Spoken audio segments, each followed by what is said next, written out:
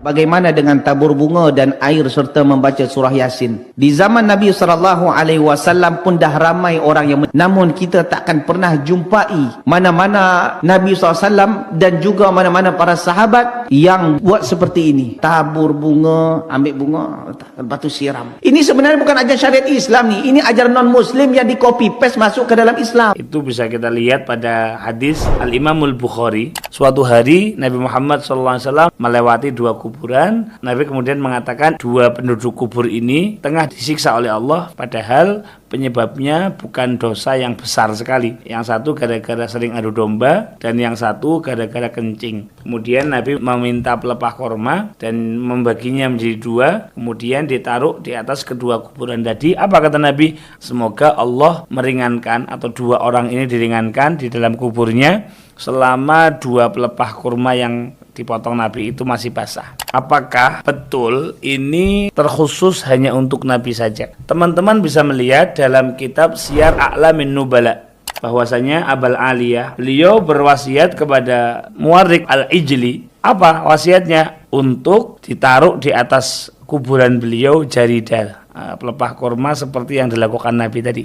Al-Imam Muwarriq mengatakan Ausa Buraidah Al-Aslami. Buraidah Al-Aslami ini sahabat radhiyallahu an. Apa wasiatnya? Untuk ditaruh di atas kuburannya ini dua pelepah korma. Ini bisa kita lacak juga dalam sebuah kitab berjudul Mughnil Muhtaj di juz 1 halaman 492. Wa yusannu aidan wad'ul jarid al-akhdar alal qabr. Dianjurkan menaruh pelepah yang masih hijau alal qabr ataupun raihan, wewangian, bunga ya dan semisalnya dari sesuatu yang masih basah. Bahkan orang yang lewat tidak boleh mengambilnya sebelum pelepah ini atau bunga-bunga ini kering. Kenapa? Li'anna sahibahu lam yu'rad anhu illa inda yabisihi. Kata Al-Imam Khatib Asy-Syirbini, selagi ini masih basah, maka masih mendapatkan istighfar untuk si ahli kubur, maka bagi yang lain tidak boleh mengambilnya. Jamaah rahimakumullah. Berkaitan dengan ziarah kubur dengan membawa bunga, membawa air yang disiramkan ke kuburan. Apakah ada gunanya buat yang mati? Rasulullah Shallallahu Alaihi Wasallam beliau pernah melewati kuburan. Kemudian beliau mengambil pelepah kurma. Lalu pelepah kurma itu dibagi dua dan ditancapkan kedua kuburan. Beliau mengatakan innahuma yu'adzaban. Dua orang ini sedang diazab. Beliau menancapkan dua pelepah kurma itu karena rahmat, kesian beliau dengan dua orang yang disiksa. Maka beliau mengatakan harapannya selama dua pelepah ini masih basah, semoga dia diringankan azabnya. Jadi Nabi memberikan syafaat sebenarnya. Syafaat yang terbatas waktunya. Bukan orang itu kemudian nggak disiksa sama sekali. Dia tetap. Tapi dikasih syafaat selama pelepah itu masih basah. Kalau udah kering berarti ya udah. Sedangkan kalau bicara kita membawa bunga. Untuk apa sebenarnya bunga itu? Tujuannya apa? Apakah dengan bunga itu ada keyakinan-keyakinan orang itu akan diringankan azabnya atau apa? Ingat, itu kekhususan buat Nabi alaihi salatu wassalam. Bukan untuk semua orang. Sehingga bukan setelah kejadian itu tersebar di kota Madinah, akhirnya penduduk Madinah pada motongin pohon kurma kemudian menancapkan ke kuburan-kuburan keluarga mereka. Enggak. Nah, kemudian kalau bicara ziarah kubur, tujuannya tadi adalah mengingat kematian dan memberikan manfaat buat yang mati dengan mendoakan mereka. Kalau kita berangkat ke kuburan beramai-ramai, nggak ada masalah. Tapi sekali lagi tujuannya harus jelas. Rasulullah SAW kadang-kala bersama para sahabatnya berangkat ke kuburan Baqi seperti yang disebutkan itu. Tapi nggak harus ramai-ramai, artinya jangan nunggu ramai-ramai baru kita ziarah kubur. Nah, kadang-kala di keluarga, yuk berangkat yuk kita ziarah kubur, bismillah. Berangkat, bismillah, nggak ada masalah. Waktunya bebas gitu loh. Nggak harus waktu, hari, dan jam tertentu. Karena nanti kalau kita sudah menetapkan sebuah waktu, dan kita meyakininya ada keutamaan di situ, silahkan kalau ada dalilnya. Kalau memang hadisnya sahih, waktu ziarah yang paling utama itu umpamanya malam Jumat, jam 7 malam setelah sholat Isya. Loh, kalau memang seperti itu, apakah memang ada hadisnya? Kalau nggak ada, ya berarti kita bebaskan, jangan kita membuat satu hukum sendiri. Kalau dikatakan, bolehkah kita ziarah kubur karena kangen, rindu sama yang meninggal dunia? Nggak ada masalah yang sebenarnya. Kita datang ziarah kubur karena rindu sama orang tua kita, dengan catatan tadi, kita jadi ingat sama akhirat. Kita ingat bahwasanya kita akan bergabung dengan mereka. Inna insyaallah bikum lahiqun. Dan kita mendoakan orang tua kita yang telah meninggal dunia.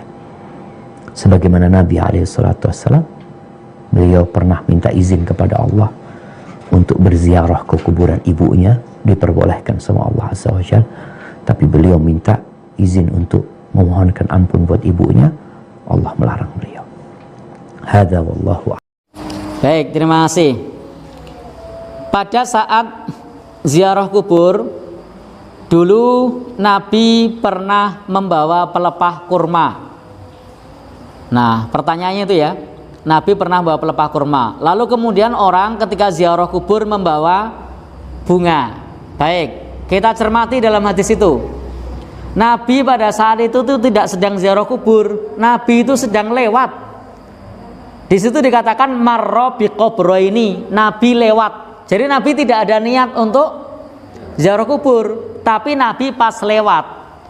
Pada saat lewat, Nabi mendapati keduanya sedang disiksa. Nah, jadi keduanya sedang disiksa. Yang pertama dikatakan oleh Nabi Shallallahu Alaihi Wasallam, amma ahaduhuma, adapun salah satunya disiksa itu karena la yastabri mim baulihi, tidak bersih ketika buang air kecil. Jadi salah satu siksa di kubur, alam kubur, mayoritas itu karena tidak bersih ketika pipis. Jadi inna ammata, sesungguhnya mayoritas. Jadi kata Nabi, sesungguhnya mayoritas adzabil qabri, siksa kubur, itu karena tidak bersih pada saat pipis. Nah, adapun yang kedua itu disiksa karena yamshi fil ardi bin namimah, karena suka mengadu orang, bukan mengadu domba ya. Jadi gimana? Suka mengadu orang, jadi orangnya diadu. Nah, dia tumbak cucuan. Maka kemudian karena suka mengadu domba atau mengadu orang ini, tumbak cucuan, itu menjadi salah satu sebab siksa kubur. Nah, Nabi pada saat ketika lewat mengetahui itu, beliau berinisiatif untuk memintakan syafaat sementara.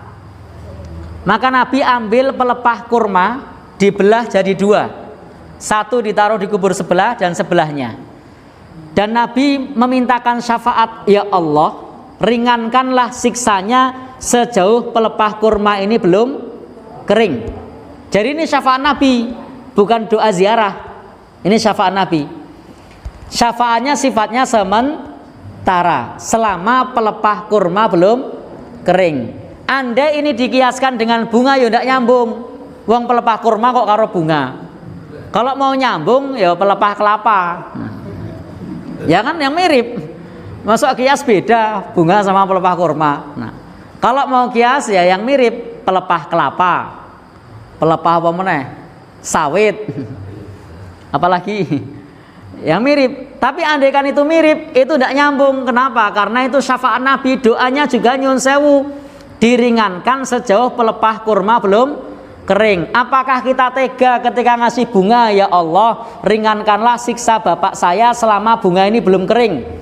Itu mafhum mukhalafahnya, pemahaman terbaliknya, silahkan disiksa kalau sudah kering. Apa tegel? Kan pemahaman terbaliknya gitu.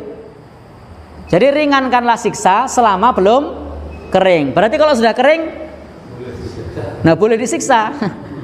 Nah, sehingga itu adalah syafaat dari Nabi Shallallahu Alaihi Wasallam. Itu bukan merupakan tata cara berziarah, sehingga tidak ada hubungannya dengan bungaan tadi sebagai yang meringankan siksa. Karena memang yang dianjurkan itu adalah berdoa. Dan ketika kita mendoakan tidak harus di komplek pemakaman. Doa di mana saja itu bisa. Dan ketika kita mendoakan dalam kitab Adabul Mufrad, nanti nanti orang yang meninggal ini akan dinaikkan derajatnya 1 derajat, dan dia terkejut, ayya Rabbi, wahai Tuhanku, mengapa ini? Lalu kemudian Allah menjawab, doa putramu. Nah, maka ketika didoakan itu derajatnya akan naik. Maka kalau ada saudara kita yang sudah meninggal dunia, rajin-rajinlah untuk mendoakan, jangan nunggu ziarah. Nah, tapi doakan setiap saat, setiap ada kesempatan untuk berdoa. Demikian nggih.